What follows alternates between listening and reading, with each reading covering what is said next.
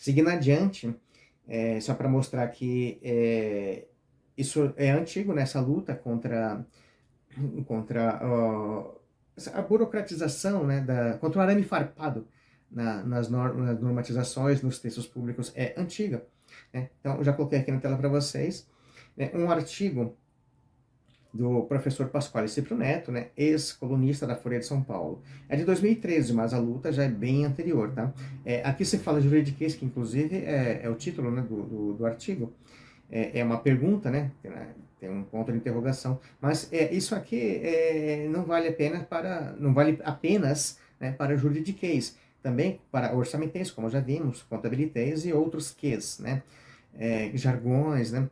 De N profissões, né? De N nichos, né, da sociedade. Vale para tudo. É uma luta muito antiga e também não é só da prefeitura, tá, gente? Isso aqui é mundial, tá? Essa luta é mundial, não é só no Brasil. Então vamos ler o artigo, é apenas um trecho do artigo, né, porque o artigo era bem grande. Então eu selecionei apenas um trecho.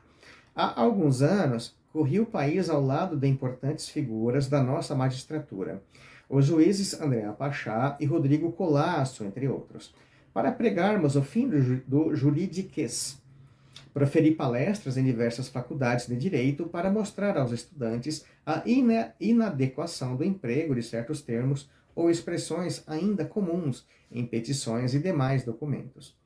Quer um belo exemplo? Lá vai. Consupedâneo no artigo. Sabe o que é esse trem, caro leitor? Nada mais do que com base no artigo. A proposta dessa campanha da Associação dos Magistrados Brasileiros não era demagoga ou populista, ou seja, não tinha a intenção de negar a importância dos termos técnicos e da necessidade de rigor. A ideia era simplesmente combater o ridículo, ou seja, a linguagem rebarbativa, pedante, caricata. Em outras palavras, não se propunha a supressão ou a tradução de termos como peculato, prevaricação, medida cautelar, etc. Propunha-se, sim, o fim do ridículo. Bem, caro leitor, se o termo jurídico é embargos infringentes, não se pode questionar o seu emprego em ambientes específicos. E, ao que parece, é esse o caso do STF. Sobra aos que não são da área a possibilidade de tentar entender o significado desse e de outros termos, o que nem de longe equivale ao ridículo produzido pelo emprego de bobagens como com um supedâneo no artigo.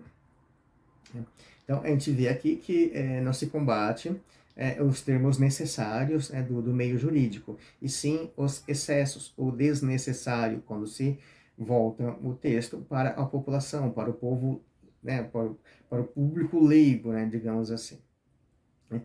Então, coloquei aqui na tela para vocês, né, uma manifestação aqui, né, uma fala. Aqui. Na verdade, isso aqui é um trecho de um livro, tá? De um juiz, né, de um juiz federal e professor, né, da Escola Superior da Magistratura Federal, né, o professor Hugo Otávio Tavares Vilela. Vamos ler o que ele disse no livro. Falando ou escrevendo, seja claro. É verdade que nem sempre é possível comunicar claramente ao leigo o que está acontecendo num julgamento. O termo técnico, muitas vezes, é imprescindível à solução correta do caso. Mas sempre que possível, use palavras que mesmo quem não é do meio técnico entenda. As partes se sentem respeitadas quando o juiz se dirige a elas, e a ordem se cumpre mais facilmente.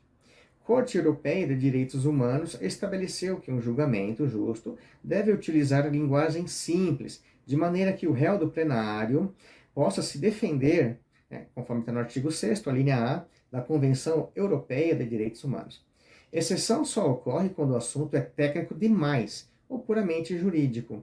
Então, como já foi dito, não se combate todo e qualquer termo jurídico, apenas o desnecessário, né, nas redações voltadas ao público leigo. Tá?